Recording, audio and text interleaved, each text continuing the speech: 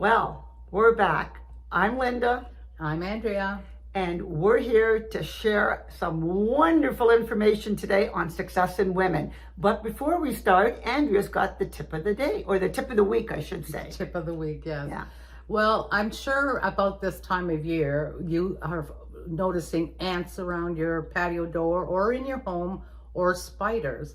Well, yesterday I got home and I was sitting on my chair, and sure enough, I saw two little ants coming, like, I guess from the radiator. I don't even know where they came from.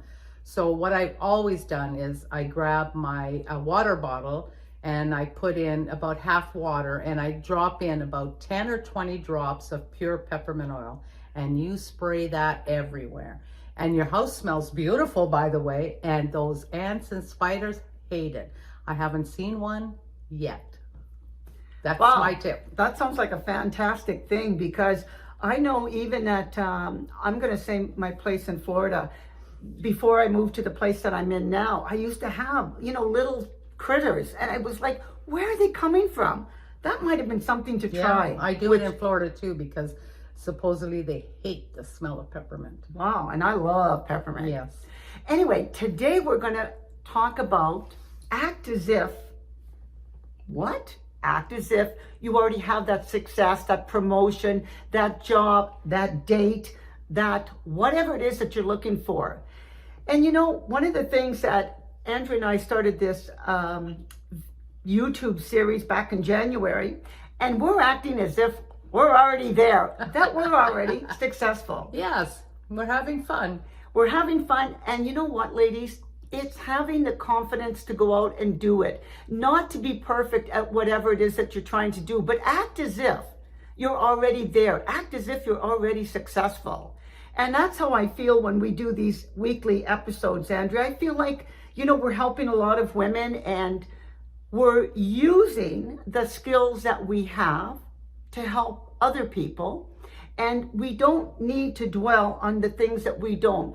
We know that there's people that are more successful out there than us, but that's okay, because if we don't start, we'll never get that experience. Exactly. And I have been getting a lot of great feedback from ladies that have listened, enjoyed, and used some of the information and the tips, and it's a good feeling. That's good to know. So I know that a lot of times, and I was listening to the radio, and the host of the radio show I was listening to kept talking about the fact that people are always talking about what they don't have. And I know, I'm sure you remember your first job, Andrea. I certainly remember mine. But, when you started that real serious first full-time job, you don't always feel confident that you can do it. No. But you go and you apply and you go for the interview anyways. Right. Well, I remember when I hired my assistant, and she had no experience whatsoever when it came to anything that was in the office. But she didn't tell me all the things she didn't have. And what happened was, in the interview, she almost acted as if she could do the job. Great. And I know that she didn't feel confident at all times when she first started. But as she got more and more into the job, she became more and more confident, more and more experienced, and more she felt like, like this job I love, but only because I can do it. But she never really went back and thought about all the things that she couldn't do. And now she's been with me 18 years next month. And when you think about any job and anything that you're trying to do, you always have to act as if you already know what to do.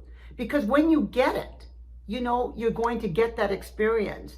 And if you don't ever dwell on all the skills that you do have and only the negative stuff, and that's because we can go back to when we talked in the past, Andrea, about beliefs.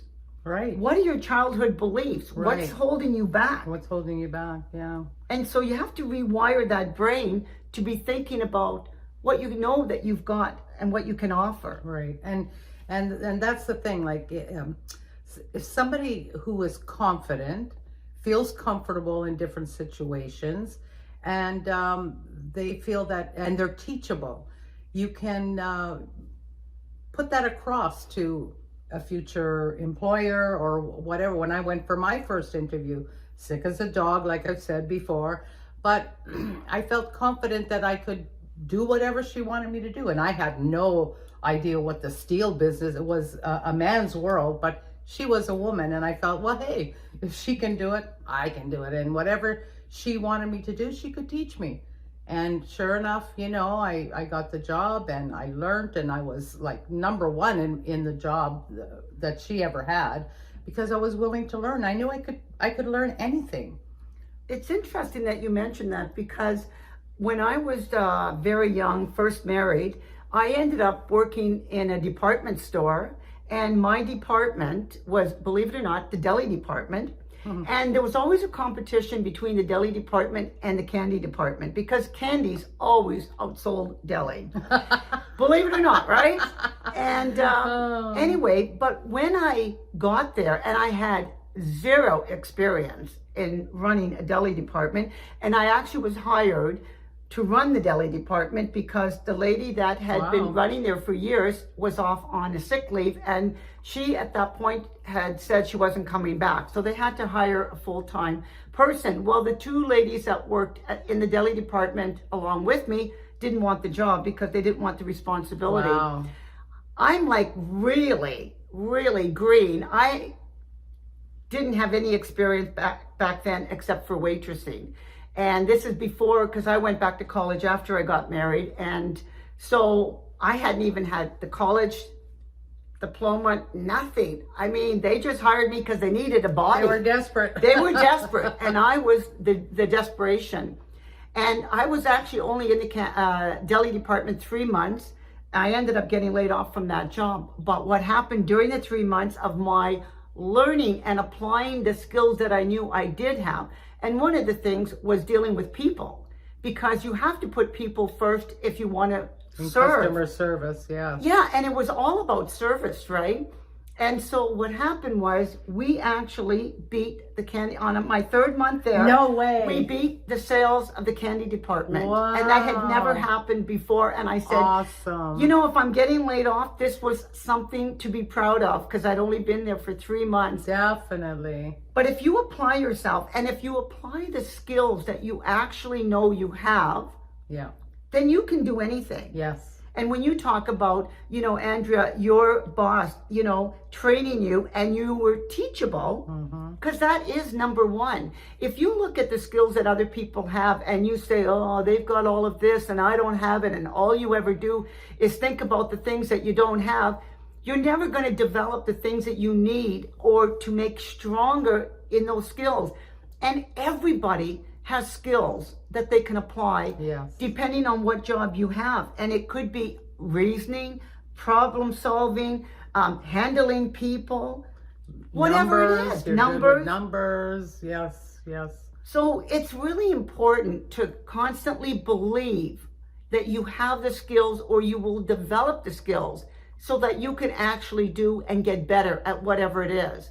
And so if you go into your boss's office because you want a promotion, because you know that there's something coming up, act as if, and you go in there with the confidence of the president of the company saying, I know I can do this job, and give a list of all the qualities that you know that you have that would be good for that particular job. I bet you, even though there might be people more qualified, you could end up getting the promotion. Oh, for sure. Because I see that happen often, and I wonder sometimes why them and not somebody else, or why them and not me. It's because they go in with the confidence that they can do the job. Can do it, yeah. You know, would you ever put yourself in a situation, and sometimes it could be public speaking, and I know in another episode we're going to talk about public speaking, because I know a lot of people have that fear, but sometimes having, you know, putting yourself out there in the sense of knowing that if you speak up, because it's all back to communicating. And if you want anything in life, you got to do it through communication. And actually, there was another situation that was going on recently. And recently I had a birthday. And Happy birthday. oh, thank you. But it was a little while ago, and while I was at my sister's place, one of my sisters happened to mention in front of my brother-in-law that one of the things about me is that if I don't want something, I actually don't accept it. But I always feel that in anything, it's the communication that's important. Okay? How you don't accept it? Well, exactly. Okay.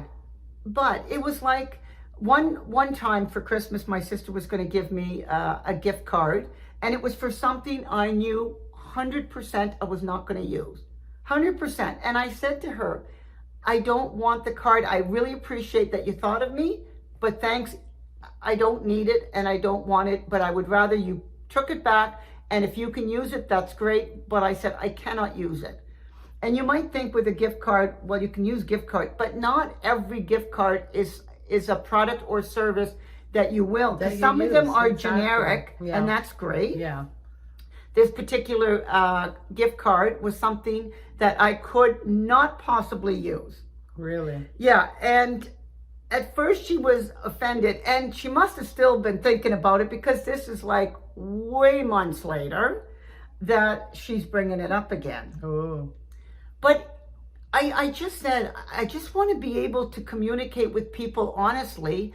And it's the same thing when I go in for a job interview, or if I'm going in and I'm meeting with people for the first time, whether it's, for sales or if it's for anything. I just, the communication is really important. Yes. But I want to act, like I do sincerely appreciate when people do things for me. But I don't want to act as if I'm happy about something and accept it, and then it's going to end up in a closet, a cupboard, or a purse just because. And That's a tough one because it's hard to refuse a gift. Or now, if it's somebody close, you could always say, do you have the bill? I'd like to return it or something, But yeah, I find that a tough one. Yeah, and the problem though is that there's this story. I take Spanish lessons, and there was a little story, and this came out actually recently in a conversation I had with another friend. And every year for the wife's birthday, the husband made this particular birthday cake that he thought she loved. And for years during their marriage, every year he would make her this birthday cake because he loved his wife so much that, he wanted to do something special. And he felt that this was something that she would really appreciate. But finally, after years of marriage and birthdays, she finally said she had a confession to make. Now, the husband, unfortunately, was thinking it was something negative and thinking that she's going to be asking for a divorce. And she goes, what are you talking about? No, I just want to let you know, I can't stand this birthday cake and you make it for me every year. He goes, oh my God. He says, I hate making that birthday cake. But he said, I thought it was something that you really liked. Oh. And so I wanted to do it for you. And so in the end, by communicating, she was able not to ever have this birthday cake happen on her birthday anymore. And he was happy because he didn't have to make it. And it's just one of those things where if you are sincere about being nice and polite, but just explain the reason you don't want something. The story behind. Do you remember we were watching, or I don't know if you watched it with me, I watched a podcast of this woman, and we'll talk about her another time. But she said, one of the keys is know the story behind the action. So she had an episode with her husband, and she got offended, this and that. And then when she finally, when they finally came together, she said, why exactly did, she, instead of staying mad and upset and letting it boil and fester, she said, well, why did you react like that? I was being sincere and loving. And he goes, what? Well, I didn't hear that. They were swimming. He says, I was on the other side. I didn't hear what you were. So there's always a story, like find the story behind the words, because most of the time it's a miscommunication.